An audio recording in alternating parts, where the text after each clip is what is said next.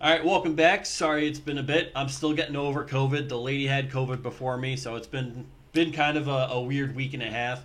So there's a lot I wanted to talk about. One of those things is the Sean Monahan trade to Winnipeg.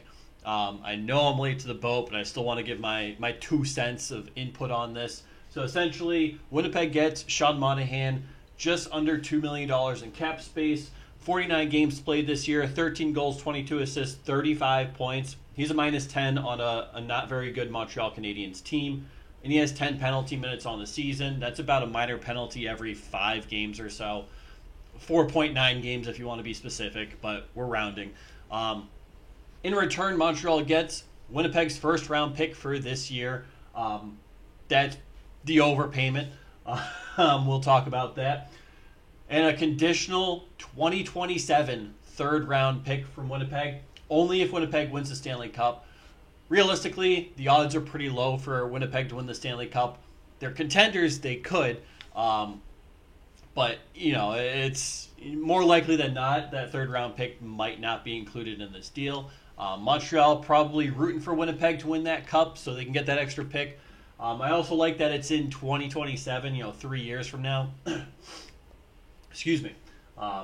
Because, if the Jets have to take a step back and it's not looking like they will this year, it's not looking like they will next year, that could be a mid to early third round pick, which are a little more valuable than those later picks in the third round.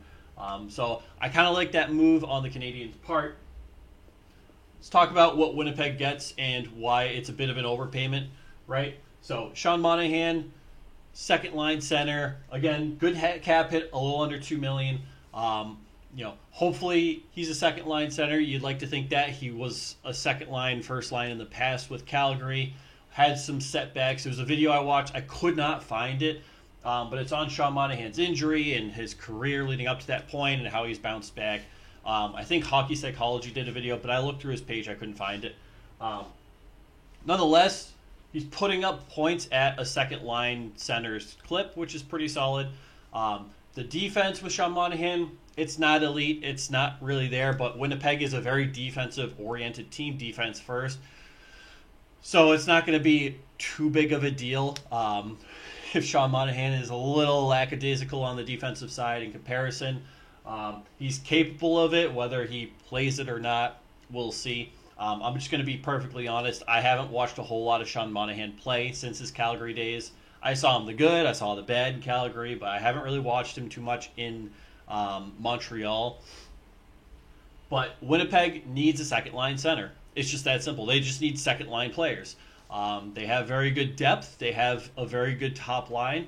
You kind of got to solidify that top six, and Winnipeg goes out and makes a deal in a market that's lacking second line centers that are available. Nonetheless, for a very good cap hit. So the first round pick doesn't really surprise me at the end of the day, especially because we're seeing Sean Monahan bounce back to a pretty good, not to the point where he was pre-injury, but at a pretty good clip. He's well above a half point per game. You want him to be between that 50 and 65, 70 point mark for a full 82 game season, and he's on pace to do that, and he was on pace to do that last year in Montreal. So I don't really think of this as technically it's an overpayment, but at the same time, it's also kind of the market rate. Montreal, though, with Sean Monahan, great asset management. They acquired a first-round pick from the Calgary Flames to take on the remainder of Sean Monahan's contract. It was like $6.25 million or something. I don't have it in front of me. Right, that was a cap hit. And then they re-signed Monahan to a sub-$2 million contract, kind of like a prove-it deal.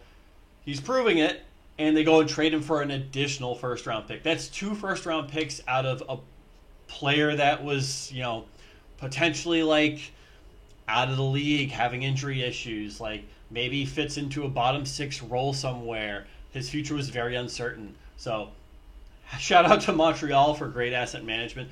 This is what they've been doing really since they had that GM change, right?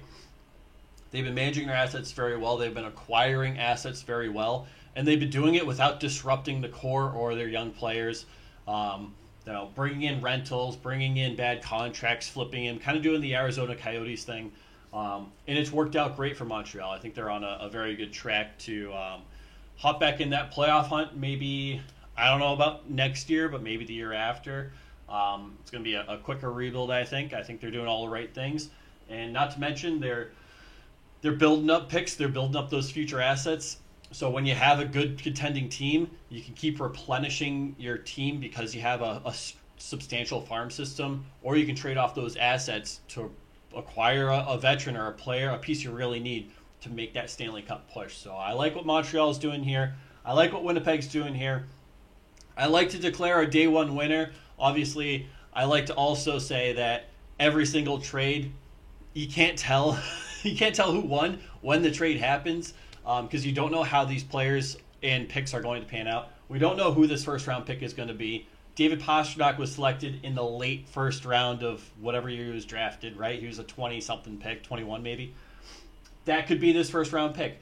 We've also seen late first round picks be complete duds and never make it to the NHL too. So we don't know what this pick will be. We don't know if the Canadiens will get the third round pick. We don't know how Sean Monahan will perform in Winnipeg in a very different system.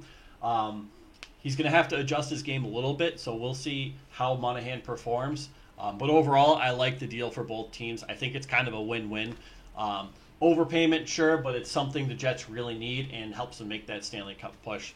So I just wanted to talk about this trade real quick. I think it was really interesting, and it looks very straightforward on the surface, like Monahan for a first-round pick. Cool. But there's a little, there's some underlying things I kind of wanted to discuss in there. So that's this. Let me know what you think. You have a winner of this. Who won? Who lost? I don't know. I guess at the end of the day, I say Montreal wins because of that asset, because they got 2 first-round picks for Sean Monahan. A player, an unrestricted free agent at the end of the season who's bounced back. I think they've done a good job helping him get back to form. But I also it's barely a victory because this really helps Winnipeg kind of get over that top, really sustain that success and make that push in the playoffs. So I don't know. I don't think either team did bad. This is a good hockey trade in my opinion. So let me know what you guys think. I appreciate you. I got more coming. Again, I'm still not feeling great. I'm getting there. But we'll see how many videos I come back with. So, all right. I appreciate you. Thank you guys. Take care, all right?